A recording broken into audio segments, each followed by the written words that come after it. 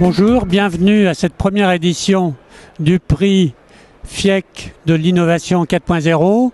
Nous allons remettre ce prix à 3 PME qui se sont distinguées par leur adaptation des technologies et de l'organisation de type 4.0. Tout d'abord, je voudrais remercier les 19 partenaires dont on a le nom sur les calicots et qui ont participé à la préparation de ce prix. Il y a quelques années, on disait que c'était les plus rapides qui mangeaient les plus gros, qui mangeaient les plus lents, et non pas les plus gros qui mangeaient les plus petits. Et on disait aussi que l'industrie et les services étaient deux secteurs séparés. Un emploi dans les services créant 2 ou 3 emplois, un emploi dans l'industrie créant 2 ou 3 emplois dans les services. Et ce modèle est en train de changer parce que le 4.0 fait que les services et industries sont très imbriqués. La Fabrique de l'Industrie a présenté un nouveau concept, celui des emplois exposés et ceux des emplois abrités. Les exposés, c'est ceux qui font du commerce international, qui sont soumis à la compétition internationale, et abrités, ce sont les autres. Donc nous allons vous présenter 3 équipes dont les PME sont dans les emplois exposés. Et les premières analyses de la Fabrique de l'Industrie, c'est qu'un emploi, la création d'un emploi exposé crée quasiment un emploi induit. Et donc je vais faire venir les nominés en fonction inverse de leur ordre alphabétique. Pagès, Pauline, voilà, si vous voulez venir à côté de moi. Vous pourriez dire un petit mot sur ce que fait votre entreprise et comment vous êtes en train de la transformer. Oui, bonjour à tous. Merci déjà, on est très fiers d'être 3e nominé de ce prix. Donc moi je représente Innovafond qui est président du conseil de surveillance de Machines Pagès, qui est une société qui fabrique des machines spéciales et des robots pour l'industrie plastique. Donc en fait ce sont des machines d'assemblage, de tri, de manutention, et ils sont leaders sur la technologie de l'IML qui est donc en anglais In-Mold Labeling,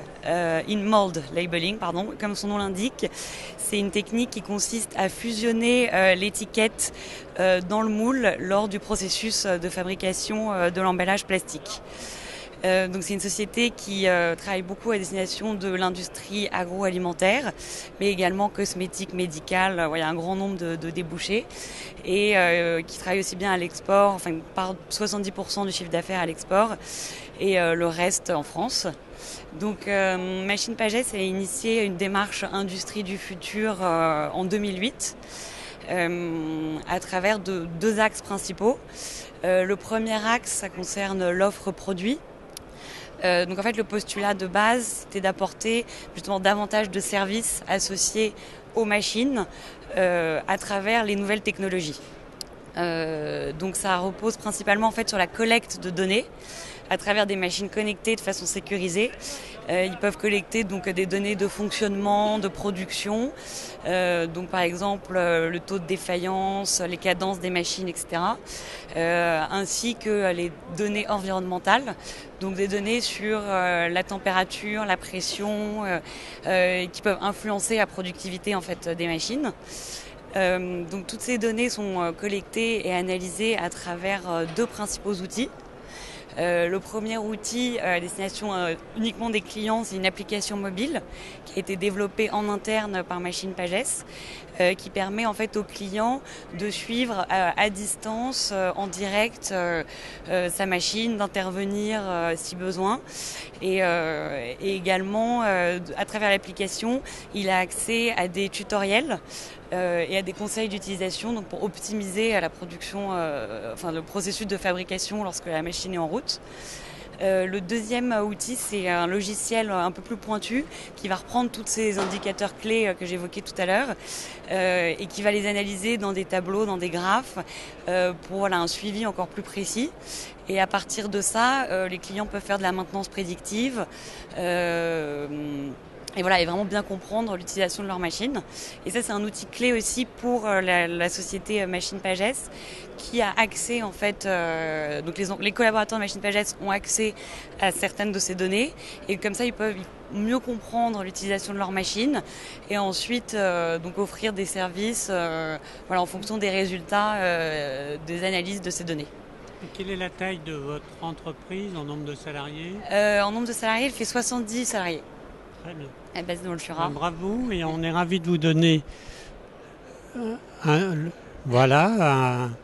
une attestation de cette nomination, avec toutes nos félicitations à toute l'équipe. Merci. Puis là, je vais demander à Arta, Arpa, voilà, si vous pouvez nous dire un petit mot de votre entreprise.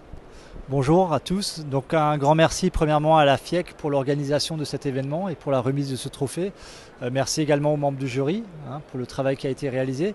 Donc ARPA est une société implantée au nord de Strasbourg de 100 personnes qui est aujourd'hui leader mondial OEM dans la fabrication et le développement de tables de cuisson par induction et vitrocéramique.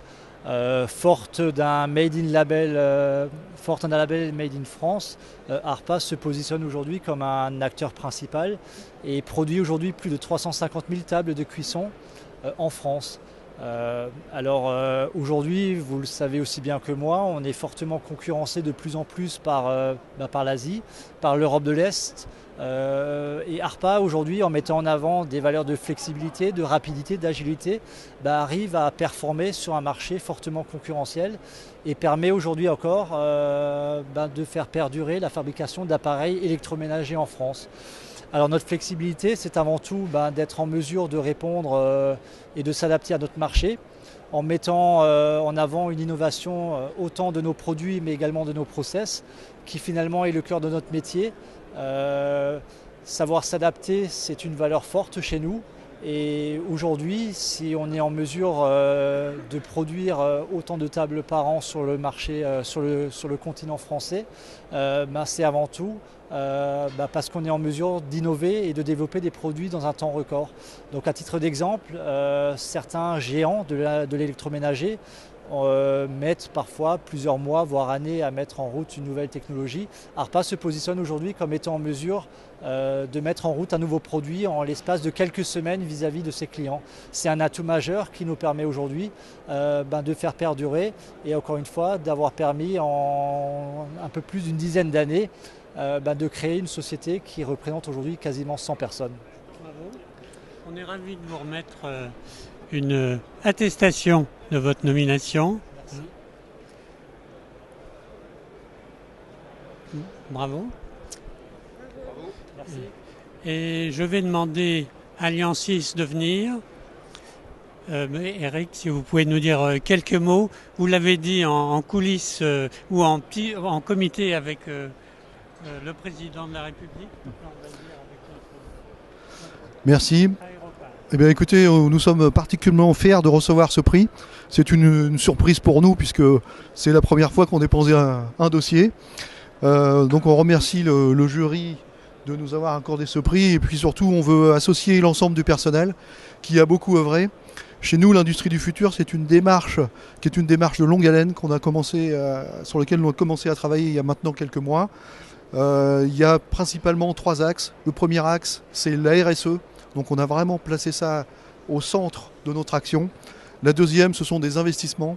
Donc on a un plan d'investissement assez musclé qui nous permet aujourd'hui de faire l'acquisition de machines de nouvelle génération qui permettent d'avoir des prix et des services qui sont aujourd'hui compétitifs.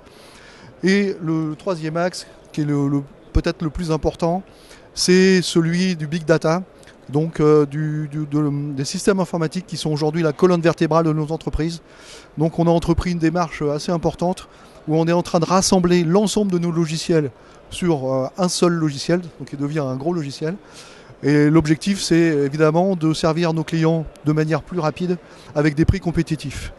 Nous sommes aujourd'hui intimement convaincus qu'il est possible en France de fabriquer des produits, y compris des produits grand public, à des prix qui sont compétitifs, pour autant que les produits soient développés en étroite collaboration avec ceux qui les conçoivent, avec ceux qui vont les fabriquer, et avec des machines qui aujourd'hui sont des machines qui sont disponibles en Asie. Il est possible de faire l'acquisition de ces machines.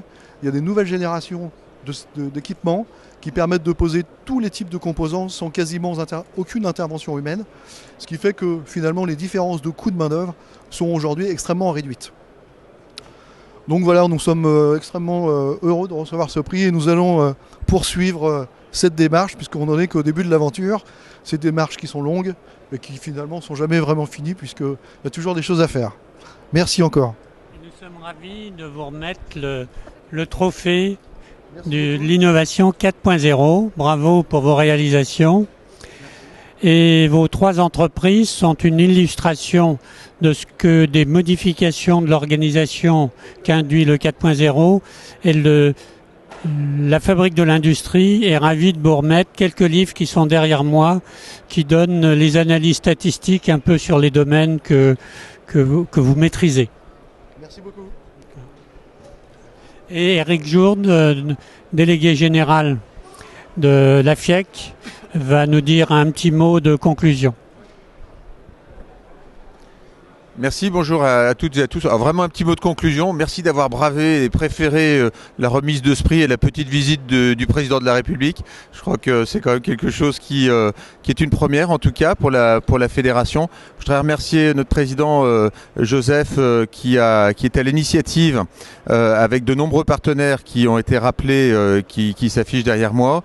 Je crois que c'est une initiative extrêmement intéressante. Je voudrais aussi peut-être remercier plus particulièrement nos adhérents, mais l'un d'eux en particulier qui est le SNES. Nous sommes ici sur le village ou le stand du SNES et au cœur du village des électrotechnologies.